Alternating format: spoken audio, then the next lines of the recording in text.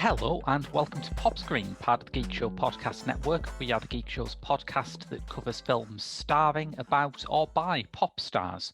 No, the podcast covers such a broad range of musical and cinematic genres, from country and western to science fiction, from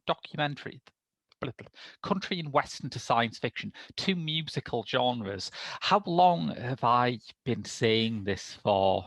How long, Aidan? How long? How long? About, let me just calculate the time just here. Yes. 6 months, Graham, I think. That would be it. Even yeah. Excellent work. But yes, I'm Graham Williamson. I'm your host. I am a film critic for The Geek Show and Horrified.com, as well as a filmmaker. And I've been joined this week by... Aidan Faskin. I also contribute to The Geek Show. You find me on Letterboxd under the username Aidan F. And I'm also dabbling in the film industry now, so busy guy. Paula Abdul and Mahmoud Ahmadinejad. It's good already, isn't it? Yeah. Probably don't agree on much, but one of the things they do agree on would be today's film, Oliver Stone's The Doors. Abdul, who was originally hired as the film's choreographer, dropped out because she didn't get Jim Morrison's stage persona. Similarly, Iranian state media reacted to Stone's stated desire to make a documentary about Ahmadinejad by accusing him of having previously made a film, and I quote, "In commemoration of one of America's perverted and half-mad singers, someone who urinated on the heads of his fans during his concerts." That is a slightly inaccurate telling of the Jim Morrison story, but according to the Doors organist Ray Manzarek, so is this film. So let's get into it. Aidan, had you seen Oliver Stone's The Doors before? No, I had not. I had absolutely not. And truth be told, I mean, because I think we'll get onto the subject later on in this episode, but I love The Doors. Right. Because I'm a massive, big fan of their work. Big fan of Jim Morrison. Love much of their records, some of their 60s work. And much of my... I mean, this was... Because this is my first Oliver Stone film as well. Okay, yeah. I hadn't seen an Oliver Stone film before.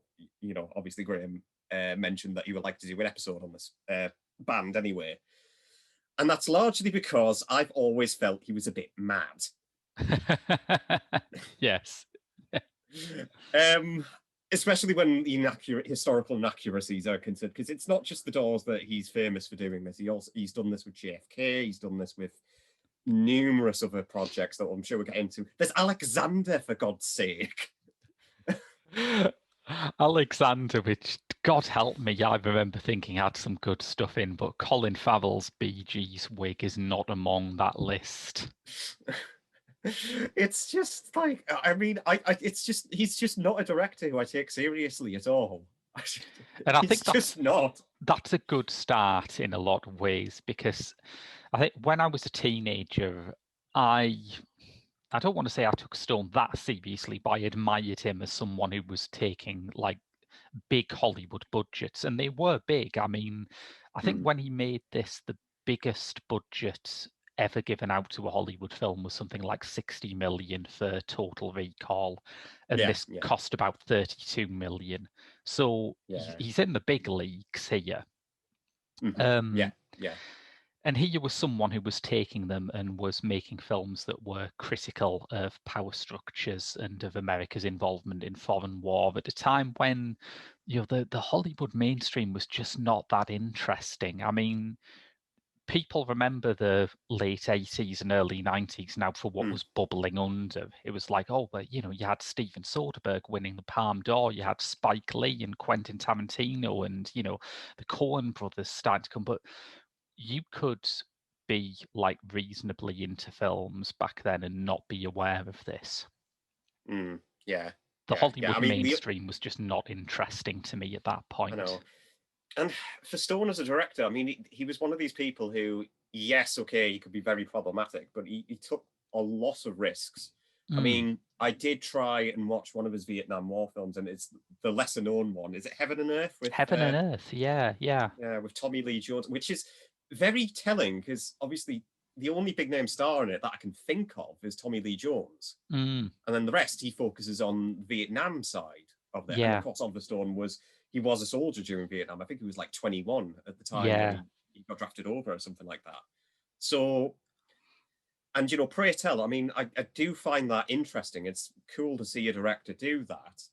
However, the pro-machoism of his films I've always found like deeply problematic from the get-go, and that's one of the reasons why I haven't decided to venture much into his filmography.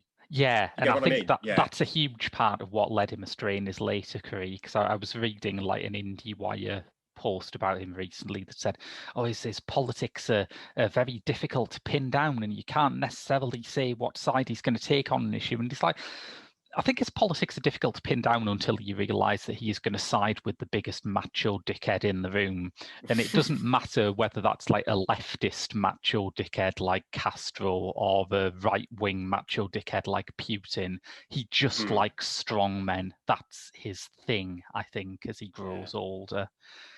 And it sort of comes through in The Doors a lot, doesn't it? Because, I don't know,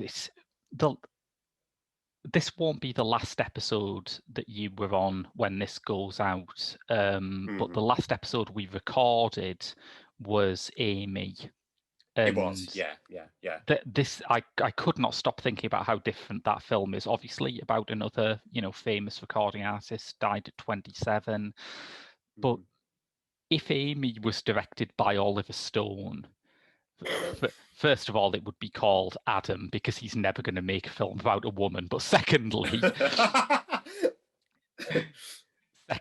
it would have this tone that you get in The Doors that actually this singer isn't self-destructing. They're actually on a Dionysian path to wisdom through excess. And it's just, I can't take it seriously, man. Maybe if I'd watched it when I was a teenager, and as I say, Oliver Stone was one of the few people in mainstream Hollywood who had some ambition, maybe I would have like gone with it for the purpose of the film. But now I just could not take that stuff seriously at all.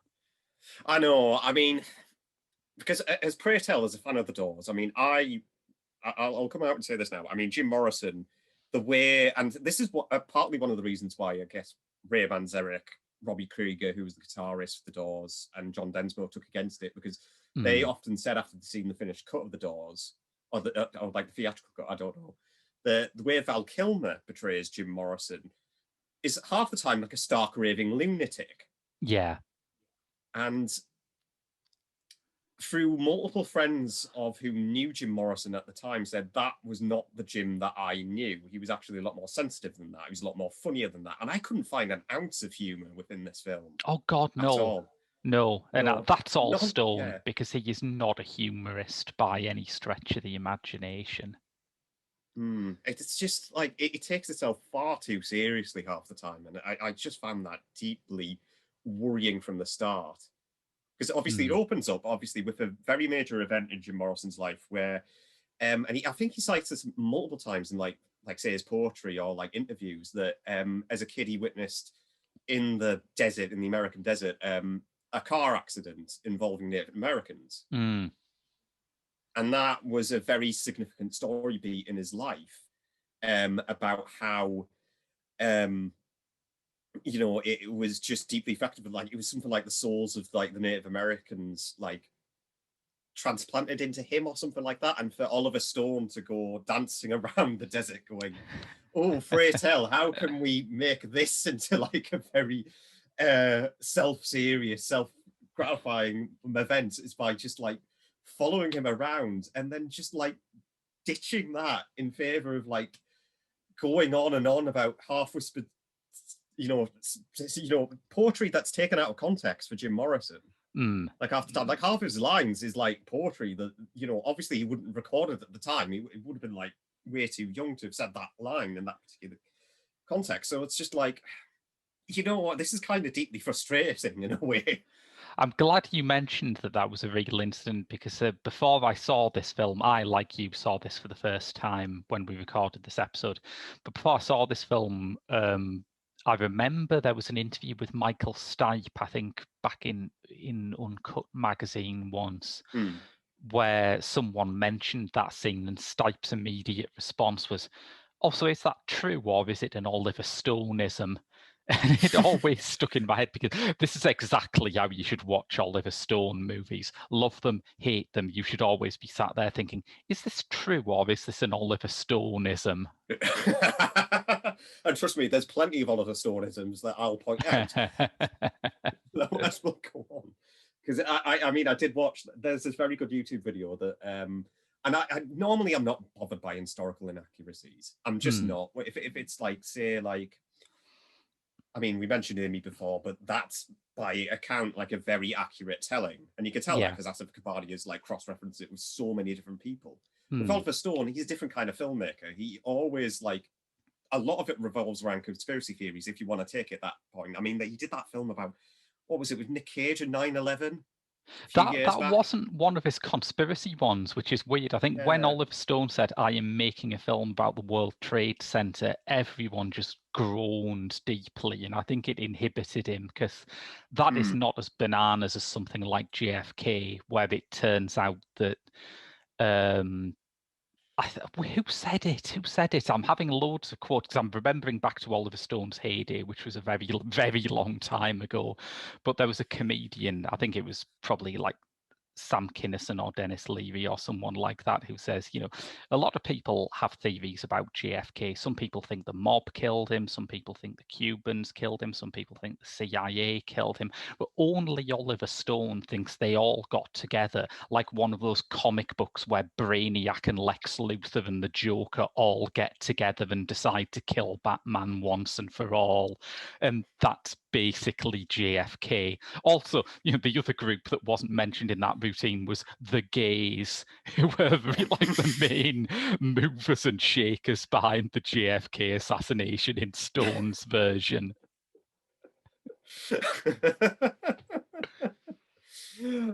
Anyway, back onto this. Back onto the Doors, yes. Yeah. Because this came out the same year as JFK, wasn't it?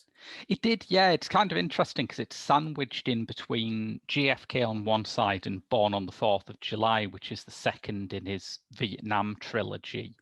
And it does kind of tell you a lot about how Oliver Stone sees the Doors, that he thinks, all right, Vietnam, the Doors, the Kennedy assassination, all of these things are equally important in his mind. But I don't see it as that, because yes, the Doors are a significant piece of like American history. But I wouldn't compare it on the same level as, say, like the assassinations of Martin Luther King or JFK. No. And it's one of those things where I suppose maybe it's linked to him because he first heard the Doors when he was a soldier in Vietnam. So for him, it's all part of that same current. But as a viewer, it goes back to that thing that I was saying earlier, where in order to get the most out of this film, you have to take the self-mythology that Stone ascribes to Jim Morrison very, very seriously indeed. And you have to really believe that he's not just getting high and getting wasted. He is actually trying to break through to some greater spiritual dimension. Break on through to the other side. Literally. I thought it was good at the Doors to cover a song by Krusty the Clown, by the way. I thought that was quite forward thinking of them. Yeah. But yeah, I watched this thinking that I would at least get something from it, because I was wallowing in Doors research just to get into this episode. You know, I listened to a few of the records that I hadn't listened to before, notably, I think two of the lesser known ones, Waiting for the Sun and The Soft Parade. Oh, The Soft yeah, Parade yeah. often, and The Soft Parade is often considered their weakest record because of the string arrangements and the combination. I think it goes back to the episode where we talked about Zappa and obviously combining the elements of like classical as well as rock sometimes doesn't gel well. It's like a scissors and glue kind of approach. Yeah. But it's interesting, the Soft Parade isn't, I wouldn't say it's the worst example of this. I mean, some tracks do come out like very well, like say Touch Me. That's one of the songs that I think works very well. But then I think some of the songs come in there like half baked, you know, like not particularly well thought through. I think that's part of the issue that a lot of people take about it, but still not bad. But for Stone, I mean, it starts off, I think, obviously looking into Jim Morrison's early life. And then it's basically like taking all these significant events and then obviously truncating them down into like, obviously, yes, this is what the Doors were about. Yeah. Essentially. And it just goes, and it takes that examination approach where I can't really find, some of it I'm finding deeply concerning from the get-go, because it just feels to me like, is this true? It goes back to what you're saying, is this truth or is this an Oliver Stoneism? Yeah, yeah. I think that's my problem with it. It's just like where I'm just sat there thinking, because you know there's certain scenes in there where I just think I'm really taking this largely with a pinch of salt. I mean, there's the bit where Jim Morrison gets involved in what I like to call paganism. Oh boy, we're talking about this already. Yeah, it's a breathtaking scene. Yeah, for all the wrong reasons. And I'm just sat there thinking, hang on, I thought I was watching a biopic on the Doors, not Midsommar. It's so true. And it's like, I understand that Morrison apparently had like a Wiccan marriage ceremony with Patricia Kennelly, who's the second woman in his life who's depicted here. It depicts Pamela Corson, played by Meg Ryan, and then there's Patricia Kennelly later on.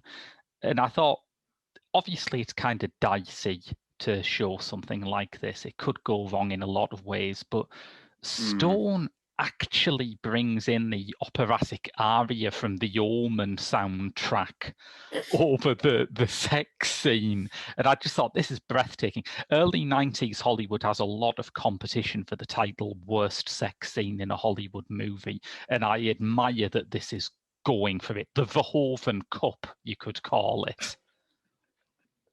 Oh, it's like not even subtle in the slightest, man. I mean, come on. It's kind of a ridiculous self-parody at this point. And you get that straight away because after you see that flashback you mentioned with the young Jim Morrison seeing the car accident, the first time we see Val Kilmer as Jim Morrison, he's in front of a sign saying needles, and there's a lizard walking through the desert near his feet, and you think, okay, so he's going to declare himself the Lizard King and become a junkie. Thank you for those signposts, Oliver. I'd have never noticed without them. Oh, there's that one bit where I think just after like the first performance of where the Doors get together, I think at the Whiskey A Go Go or something like that, or London. I can't remember. It's one of those. The London Fog, isn't it? Yeah. Yeah, one of those venues that I don't think is like described in the film, where obviously Jim Morrison's had his back to the audience at all time. And to be fair, I mean there was truth to that. Jim apparently, I think during the very, very early performances of when the Doors got together, did perform with his back to the crowd, not to be a selfish git, just because he was so nervous. I was going to say, yeah, that I assumed that was stage fright, but I could not imagine the version of Jim Morrison we've been presented with so far, like having stage fright. There was nothing in the movie that persuaded me that would be a thing. Yeah.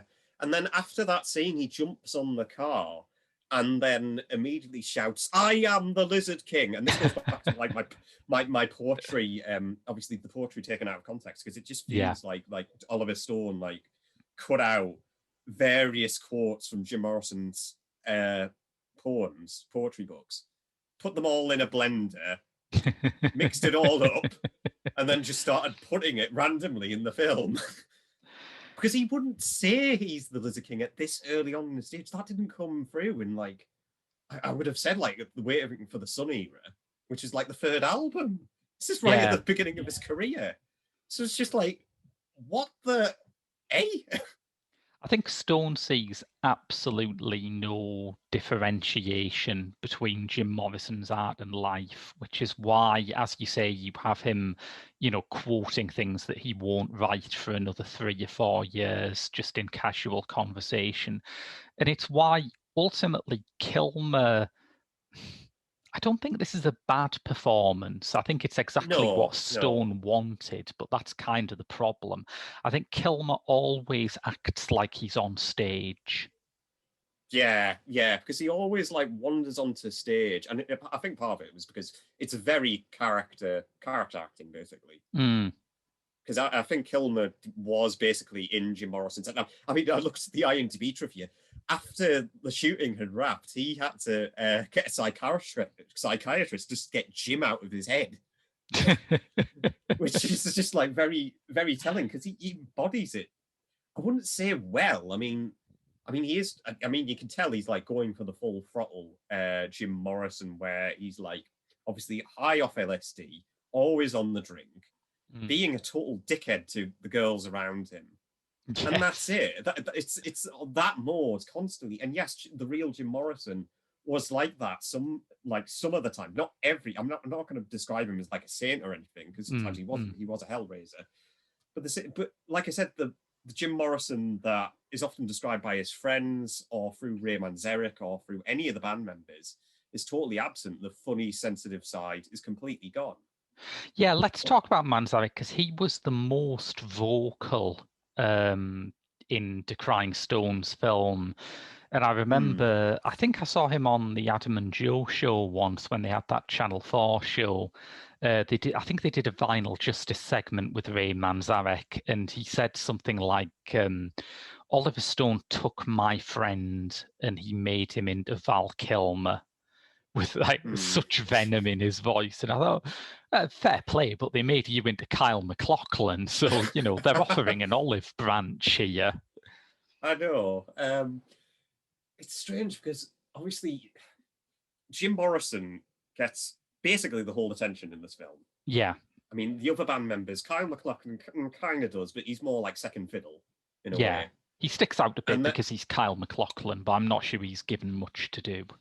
Yeah, but every time I saw Kyle MacLachlan on stage, firstly, I don't know whether I got the sense he was a bit miscast, but all I could think was they just like stuck Agent Dale Cooper with glasses and very long hair and sideburns, and that's it. You could totally see him in like Twin Peaks mode. Well, that's the thing, isn't it? He's introduced, and Morrison at this stage is already going on and on about reaching higher stages of consciousness through drugs. And Manzarek goes, "No, I prefer to get the natural way through meditating." And you think, of course you do. You're Agent Cooper.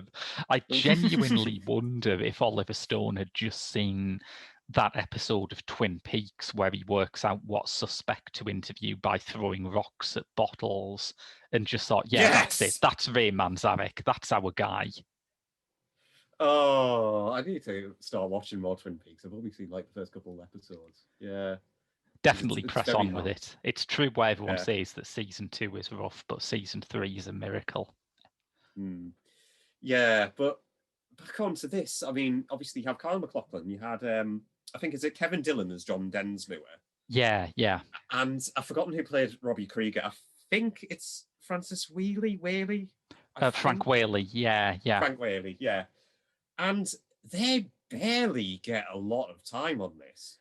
Like, hardly. Yeah, it's interesting that, isn't it? Because it's not a music biopic in the sense that I was expecting. There's like one scene early on where you have the classic, they're in a studio all playing their instruments and someone says, "Oh, I could bring a riff in here," and before you know it, they've written "Light My Fire," and that's it. That's the classic rock biopic scene. But that happens very early and it never happens again. And despite the fact that the film is called The Doors, it then becomes absolutely a biopic of Jim Morrison, just Jim Morrison.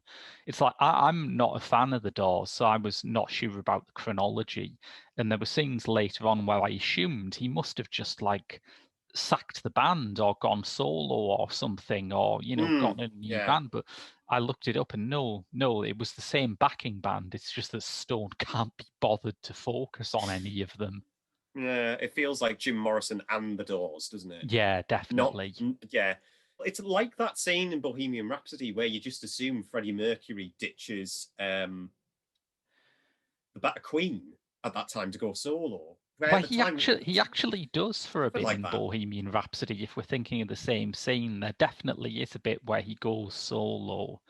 Yeah, but the time, I think the timeline was out of sync or something like that. It almost certainly is. The timeline in Bohemian Rhapsody is completely insane. Just completely jumbled. This is just, I mean, it's jumbled, but on a very much different level. Yeah, completely. Yeah.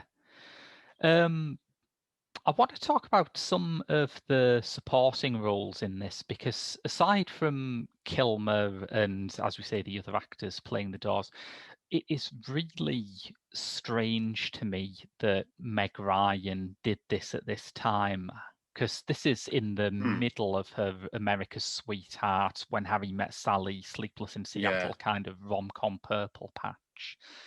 And I can understand wanting to branch out. I can understand wanting to do something a bit darker and a bit more dramatic, but I can't understand doing it in a film which just doesn't give you anything to do.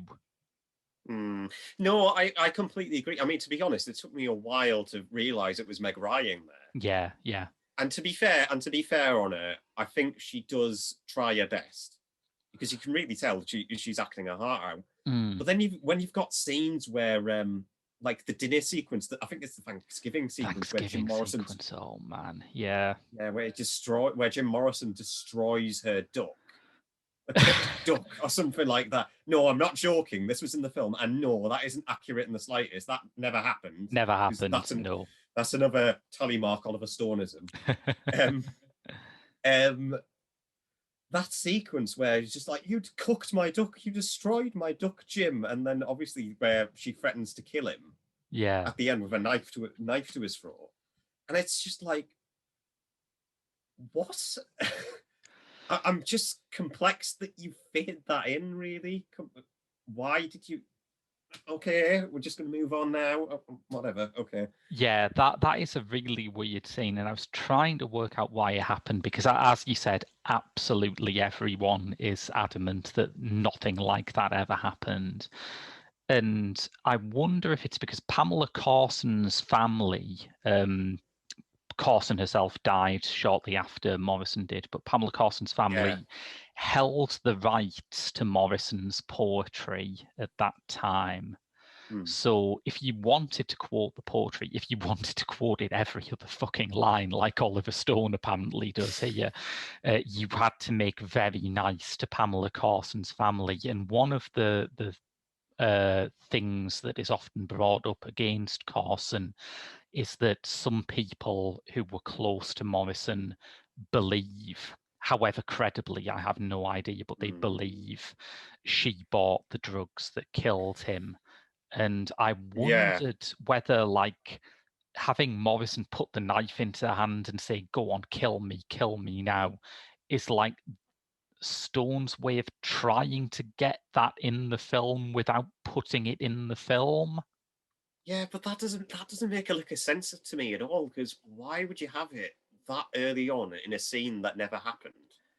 Yeah, and the other thing is, if you're doing it to accuse Corson, you've got the problem that Morrison looks like a prick all the way throughout it. It's like, it gets to the point where she's standing over him with the knife and thinking, "Go on, just a little slip, that'll do it." It's a baffling film. Yeah.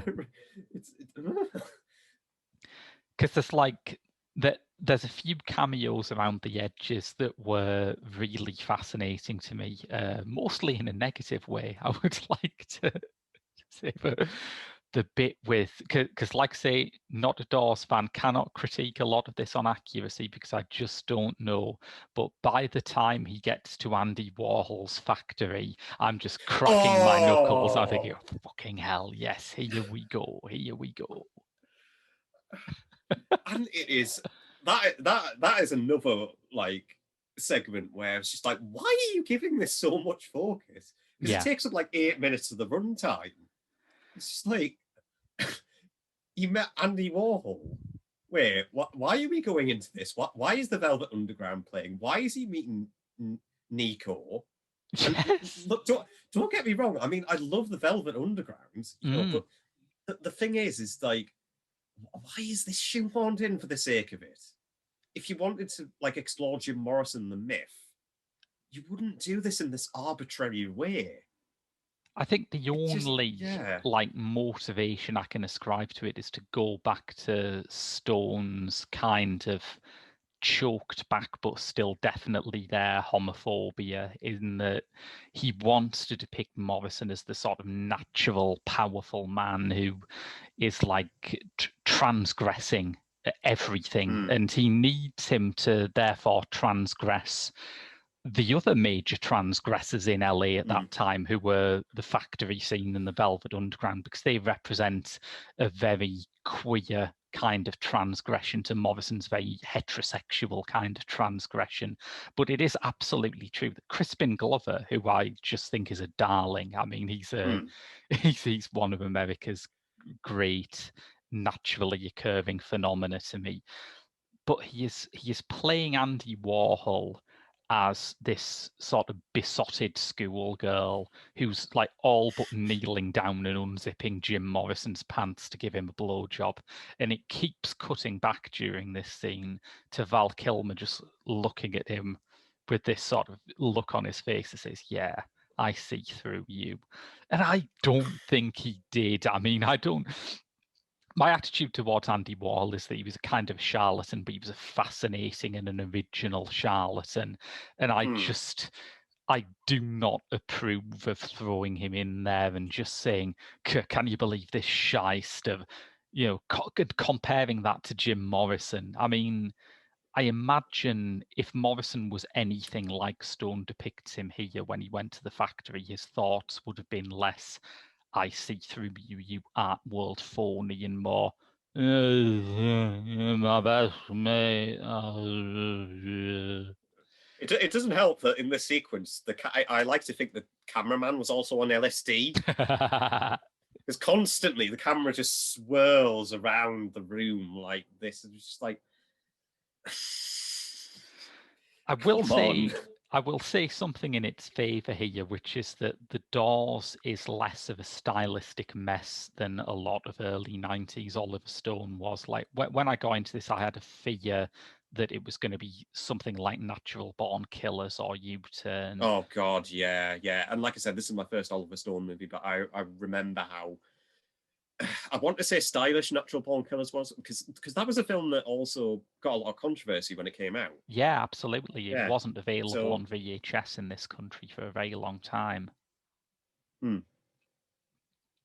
But it's sort of, you've seen clips of it, right? You know what it's like. It's this sort of frenetically edited, 7 different film stocks in every scene.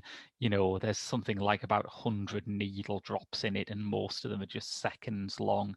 And I think Stone defended it at the time by saying, well, you see, I'm talking about the mass media, and the mass media now is about sensory overload. And it's like, well, okay, fine. But then he turns around and does U-Turn. And U-Turn's just like a simple thriller. It's just like the sort of thing that would be made for a couple of grand with some jobbing stars back in the film noir days. And it looks exactly the same. It feels like something that you could make on the same basis as something like Detour, where it would just be a good 70-minute cheap film noir. And in the first scene, it like switches back and forth from black and white to super saturated color to like standard film images, and you just think, oh fuck, he's doing it again. Yeah. It's just like, it's baffling. Yeah, it is incredibly baffling. Yeah. But it's a bit better than that in this, I think, even though, as you say, the camera work is like, the cameraman is apparently mounted on the deck of a galleon in choppy waters for much of it, but it doesn't have that quick cut style that I think has aged like milk. Yeah, yeah.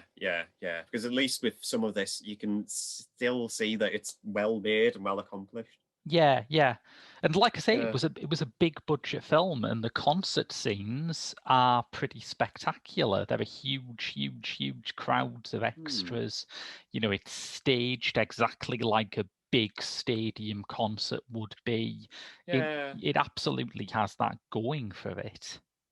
And the inaccuracies in those sequences bothered me less because obviously you just like change minor details where, like say for example, there's like a bonfire in the middle Mm, of like I think one of the outdoor concerts later on the scene with all the crowd around it. And you know that bothers me less because at least it's giving it spectacle. At yeah, least it's given the film, you know, something, some images to obviously remember it by. It's just the matter of the fact of indoors where we see like Jim Morrison unvarnished.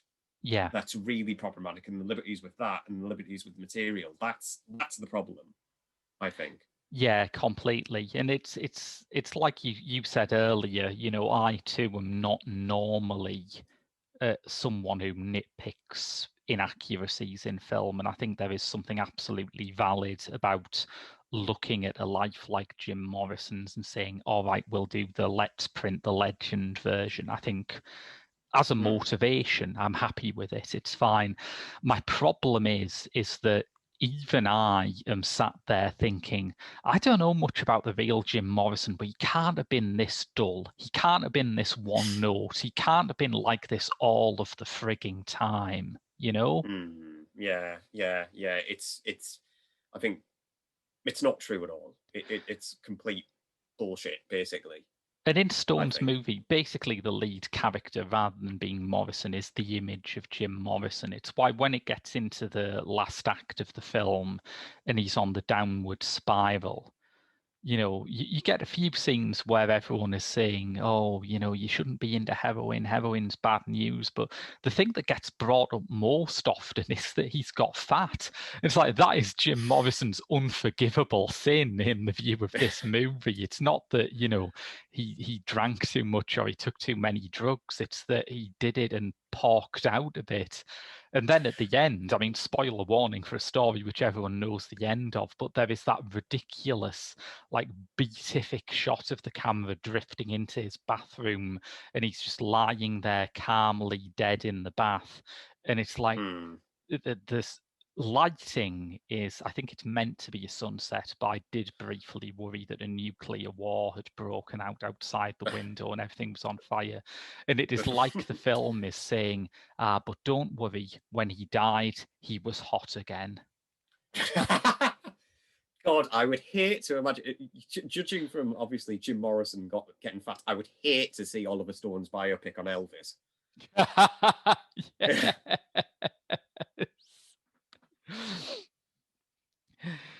Because it's funny, that isn't it? I kept thinking of Elvis throughout the film, and I definitely thought that the later stuff is very much the fat Elvis years. But you forget that Elvis died after Jim Morrison. Morrison was part of the first Yeah. wave of drug-related deaths in rock and roll. You know, it was Hmm. him, Janis Joplin, Jimi Hendrix all died within a Yeah. year or so of each other. And I Hmm. suppose part of the reason why this film is like it is because there must have been a lot of people around who wanted those deaths to have more significance, who couldn't handle the idea that someone Hmm. so beloved would just die in the bath, you know, like Yeah. people with drug problems often do.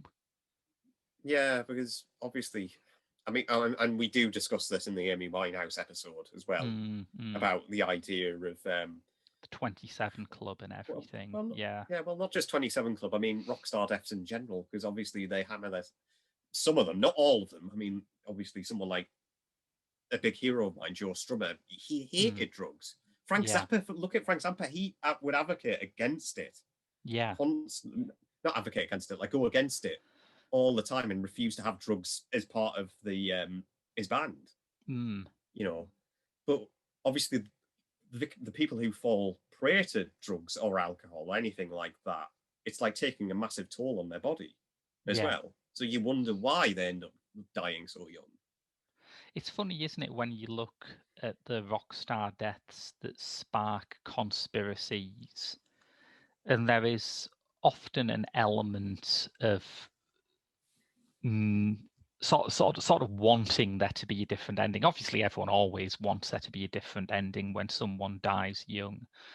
But I think when Amy Winehouse died, there is a sense of, oh my God, that's terrible. But, we really did see it coming. Whereas when it's someone like Tupac Shakur, I think Tupac Shakur was probably the last major musician death to have these conspiracy theories about it. And there are like all sorts of ideas that he faked it and he ran away to Cuba and all this stuff. And I can sort of understand those because there's something kind of horrible about looking at someone like Tupac and thinking, even when you get to that level, if you come from a deprived area, you can still be a victim of gang violence. So I understand why people need to believe that. But with Morrison, I don't know, it does seem to come from this element where, oh shit, we haven't had anything like this happening before.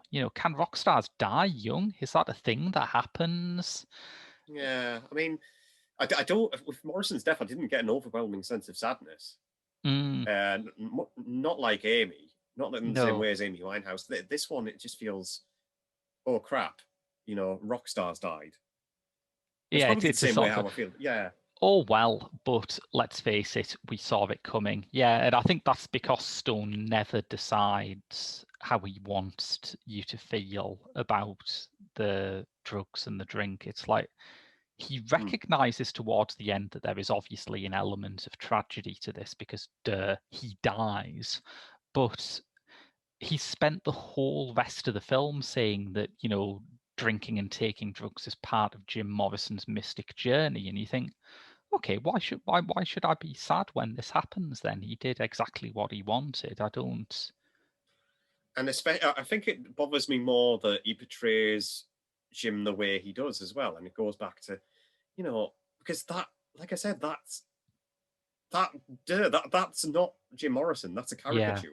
Yeah. A really banal stereotype that I wish would just die with a vengeance. Yeah. I think Ray Manzarek said, that's not Jim Morrison, that's Jimbo Morrison. Jeez. Which is actually quite a good insult. And going back onto this, shall we talk a little bit about the Doors and the idea of music history? Let's do that. Yeah, let's do that. Because like I say, I could never get into the Doors. And I think part of it is I don't like Morrison's voice and I don't like Morrison's lyrics. And there was a part of it where I went into this and I thought, is this going to be one of those things that sways me? A lot of films we've done on Pop Screen have swayed me to start enjoying the music of people I was not previously into. And then Riders on the Storm starts playing. I thought, no, it isn't. So that was my journey this week. But fair enough. But I like Ray Manzarek, and I think there is something interesting about what he brought to their sound. And a lot of bands like Echo and the Bunnymen, who I was just listening to this morning, who were hugely influenced by the Doors, wouldn't exist without them. I like them very much, but the Doors themselves I cannot get into. Which is fair enough. I mean, as for me, I've mentioned that I was a big Doors fan. I mean, they were probably, at the time I was like in my teenage years. So, it was getting into a lot of rock and metal music. So say like AC/DC, the classic examples, AC/DC, Motorhead, Black Sabbath. Some I'm still fans of today, like Black Sabbath I still really enjoy. I'm not too swayed on AC/DC because they seem to be releasing the same album over and over and over. Yeah, and over again. It's Ramones syndrome, isn't it? If part of your appeal is we do back to basics, unpretentious rock, like there's a limited amount of time that you can do that and have it stay fresh. It's a great thing while it's still vital, but you're not going to have like a massive shelf life in artistic terms, I think. Yeah. And I think part of the it was my dad who got me into the Doors. He's a big Doors fan as well. And I think he put on LA Woman, which was the last record, and it's my favorite of the Doors records as well. Yeah, because it's the Doors at the most raw, I think. And Jim Morrison, when you listen to that, obviously when you listen to like compare it to like the debut record, which is like obviously much different in terms of like style, where it just feels like a lot more mystifying. It's like the guru signed of Jim Morrison, whereas this, it's like the insane Jim Morrison, Yeah, like yeah. scream, wellowing at the top of his lungs and like spurting out. But it's just a lot more raw, and I actually really like that bluesier, earthy sound as well. Mm. So yeah, It's strange. My memory of the Doors, and I do have childhood memories of the Doors, because I think the first time I ever noticed that there was a trend in the air, the first, like, I couldn't really put my finger on it because I was too young, but the first time I ever thought, this seems to be happening a lot, was in that spell in the late 80s, early 90s, where there seemed to be a lot of reissues of 1960s hits.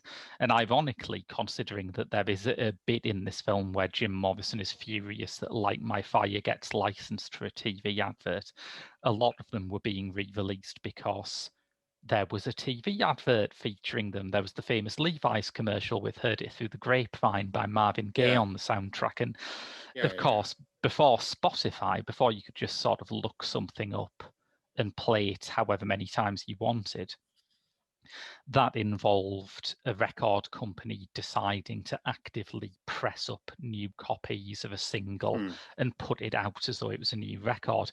And once that happened, it was, it was a gold rush. Every record that had the rights to some 60s band's back catalogue put it out. And it's interesting that happened now, because I now realise that what was happening was the first time I noticed a nostalgia cycle, which is one of the things I'm eternally fascinated by. You look back to the very early 80s, and Ronald Reagan's government were saying that they were going to ban a particular 60s band from playing at the 4th of July celebrations somewhere because they had, a negative character. And, I wouldn't mind if it was like the Stooges or someone, but it was the fucking Beach Boys. So you've still like had that kind of culture line divide in the early 80s, where the conservative politician was anti-hippie. That was what they were against. The left wing still had to kind of shed the burden of being associated with hippies, but that's still, 15 years on was how the battle lines were drawn. And then by the late 80s, you've got the situation where all those sort of older hippies are selling out and buying property and buying cars, and suddenly they're the consumers being marketed towards. So when I think back to my childhood in the very early 90s, part of what I remember is like acid house and new jack swing and all these fantastic, progressive, forward-thinking musical subcultures that were around that time. Part of it was also looking at the charts thinking, why is like half of the top 20 dead people now? And the Doors, largely because of this movie, the Doors were absolutely a huge part of that. Yeah. I mean, for me, because obviously the 60s sounds are, because obviously on this side of the ocean, or the Atlantic, I think it's the Atlantic. I don't know my geography very well. It is the Atlantic, you're fine. Yeah, okay, fine. Correct ocean, well done. So obviously you had the Beatles, which obviously I don't need to tell you, a pretty big deal. You had the Rolling Stones, you had the Who, and I really like the Who, to be fair. Yeah, me but too. On the other, and on the other side, obviously you have the Doors, you have Creedence Clearwater Revival, the Stooges, which a lot of people forget. Iggy Pop was part of that initial wave, wasn't he? Yeah, started out in the 60s, even though they feel absolutely like a punk band. They were around easily a decade before that. Yeah, the Beach Boys as well. And I always kind of preferred that sound across the Atlantic, because it just to me felt, even though yes, the Beatles would get a lot more dynamic at this later on in their career with albums like obviously the White Album and Sgt. Pepper. The Doors would like obviously doing that like a bit differently as well, obviously largely because of like I guess instead of like having like the 4-piece rock band involving a bass player, that switched out for Ray Manzarek, who's on keyboard. And he is your bass player, because who needs a bass player when you've got like a bass keyboard and Ray Yeah, Manzarek's left hand? exactly. Yes. Yeah, very true. I think And it's. I prefer that. Yeah. I'd never thought about it before, but I think you're right that the American bands have a more sort of diverse 60s in a lot of way. Because I mean, we haven't even mentioned Motown, which is a scene that has absolutely no British analog whatsoever. There were a few British soul singers, some of them I love, but you couldn't really call it a scene. But yeah, Absolutely. Yeah. Love Motown. Love Motown. but Yeah. you also have bands like the Byrds who have more of a folk influence. You have bands like, as you say, Creedence Clearwater Revival, who are drawing from like country and southern rock. Bayou. Yeah. Yeah. And the Beach Boys, who to me are the ones who tower above the most of the rest of that generation, who often manage to switch genre within a single song. So Yeah. Yeah. And I like the Beach Boys. I mean, they've never been a band that I've fully explored, but it would be interesting to. But it's one of those classic artists that I don't have anything against them. yeah, So yeah. But no, it's. I think this was because could you imagine like Oliver Stone doing any of a '60s band other than the Doors that's for a a good biopic? point. Yeah. I suppose no, I can't, because you're looking to be a proper Oliver Stone subject. You are looking at a band who have some sort of cultural and social significance, who have some sort of link with that Vietnam generation, and are also straight white men. So that's really chopped it down, hasn't it? I can't imagine Oliver Stone thinking the Beach Boys were sort of macho enough a subject matter to really fill out. Yeah. All it takes is like one listen to was it?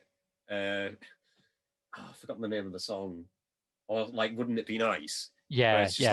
like the surfing influence, and just like, oh my god, they're like the next person to delve into. I wonder what conspiracy theories I can find with them, and then you just think, well, Oliver, not much.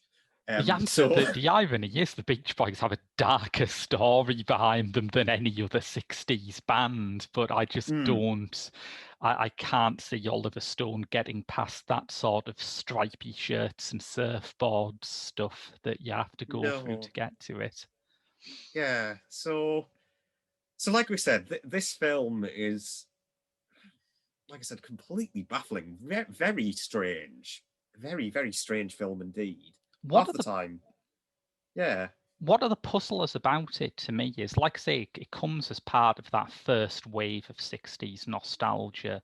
And part of that involved a lot of biopics of bands who were around then. And Hmm.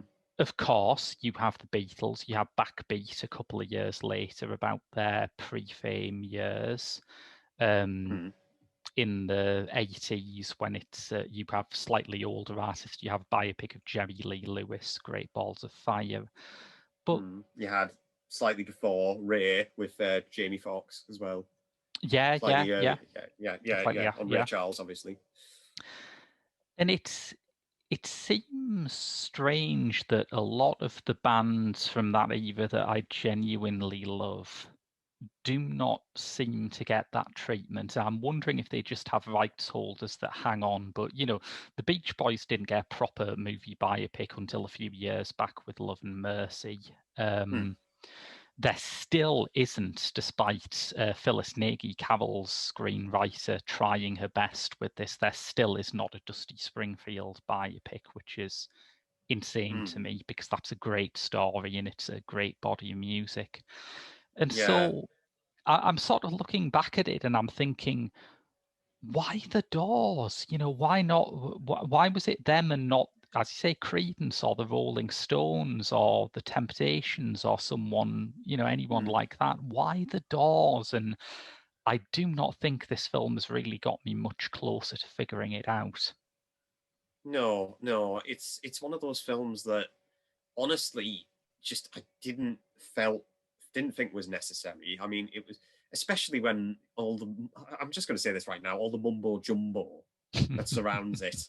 Like Yeah. all the poetry lyrics just shoehorned in, Kilmer's performance, which again, I don't think is terrible, but still, it's very dubious throughout. Yeah. And just half the stuff that we haven't even mentioned, I think, like death like following around, because we always see this Native American throughout Oh God, yeah. following around the And it's place, like which it's Floyd Red Crow Westerman who a few years after this would play Agent Mulder's spirit guide on the X-Files, which just feels hilariously apt. And there is that scene where Morrison's like drunk out of his head and abusing the audience, which I think the real life Jim Morrison said was like influenced by a radical theatre troupe he'd seen, which might be self-justifying bullshit on his part, but it's more interesting than the idea that he just got drunk and ranted at the audience. But there's that like hold on him leaning back, like half like slumped over backwards, and this I think yeah, it's just after the perform 5-1, isn't it? yeah, something like that. Yeah. and this apparition of his spirit guide just hovers over him, and I just thought, fucking hell, it's the Keep America Tidy commercial. I just want like one tear to roll down his cheek as he watches this. And then it just says Vimto, sponsored by something like that in like big bold letters. I mean, those were mocked at the time because there is a whole strand of Wayne's World 2 that is all about making fun of the spiritual Native American visions in the Doors. So, I mean, we talk about a lot of Stone's work as having dated badly, but this was born bad. I know it's even as a fan of the Doors, I hit my laptop in like frustration there. That's how I express that I wasn't impressed. You see what you're doing here, Oliver. You're victimizing Aidan's laptop with your cinema. But it's strange because I still want to see. I find him fascinating as a director because at the same time it's just like you come out of an Oliver Stone film like thinking, oh, only Oliver could do that. Completely. Only he could get away with this. No one else. I mean, not even Martin Scorsese, you know. Auteur is not always a positive description, is it? And I think Oliver Stone is someone who is an auteur in good and bad ways. When it works, as you say, you come out of this film thinking, God, no one else could do that. And when it doesn't work, you think, God, no one else could do that. I know, yeah. And on that bombshell. Indeed, yes. Yeah. I think that's about covered us for the Doors. Oh God, we haven't even talked about the Ed Sullivan performance, which is complete horseshit, right? Apparently, Morrison only sang the uncensored lyrics to "Light My Fire" because he forgot. It wasn't like a purposeful show of defiance or anything. Yeah, and and the bizarre thing is like obviously they wanted because obviously the word "high" was associated with cannabis. Yeah. So. Yeah, that's the reason why, because it was the equivalent of saying fuck or something like that at the time. Yeah. When you look back at it now, it's hilariously dated. But now it's just like, because they wanted to change the lyrics to girl, it was like girl who couldn't get much higher was the original lyric. And then they wanted to change to like girl who couldn't get much better. And then I just sat there thinking, right, do you know how easy it is to rhyme? The simple parameters of rhyming. Better does not rhyme with fire or higher. But, you know, another aspect where the Doors were influenced by the groundbreaking work of Krusty the Clown, telling the Red Hot Chili Peppers to change the lyrics to give it away. Oh, God, yeah. I forgot that episode of The Simpsons exists. Oh, yeah. That's when the cameo. Yeah, that's when the cameo appearances meant a damn. Oh, absolutely, yeah. The happy days when everyone would just queue up to be insulted on The Simpsons. Yeah. But yes, that's about your lot for this week. If you enjoyed this podcast, remember we have a Patreon at www.patreon.com/The Geek Show, where among many other exclusive podcasts and articles, you can also get a monthly bonus episode of this very show. But Until next time, that's been your lot from Pop Screen. I've been Graham. I've been Aidan. And we'll see you next week.